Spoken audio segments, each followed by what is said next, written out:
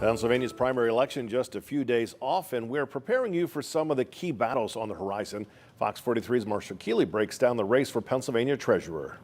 It's a role often referred to as Pennsylvania's financial custodian, overseeing $150 billion. The treasurer is responsible for investing and reinvesting Commonwealth funds. The treasurer's office handles any deposits or withdrawals and controls the state's unclaimed property. Incumbent Stacey Garrity is running unopposed in the Republican primary. The Army veteran and businesswoman took office in 2020 and hopes to serve a second and final term in a row officer role that can bolster political careers. I think any of those positions gives you an opportunity to do the things that politicians need to do if they are interested in a next step. On the Democratic side, State Representative Ryan Bizzarro is looking to exit the General Assembly. Bizzarro has represented Erie County since 2012, formerly serving as a victim and witness advocate in the Erie County District Attorney's Office. He's facing off against mental health counselor Aaron McClelland of Allegheny County, a former congressional candidate who trained under a former Treasury Secretary. While the primary winner has yet to be decided, one candidate is already looking ahead. Bizzarro has actually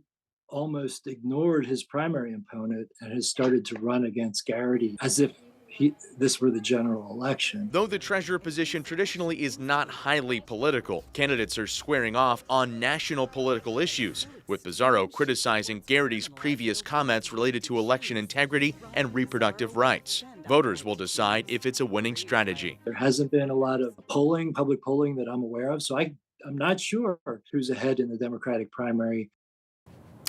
And Marshall joins us now. There are a number of contested primary races coming up on Tuesday. Marshall, 5 days out. What are you expecting in terms of turnout for a race like the Pennsylvania treasurer?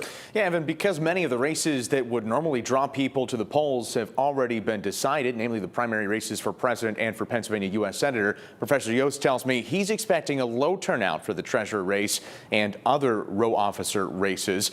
It means each vote will matter that much more, Evan. All right, and again, once again, the primary coming up on Tuesday.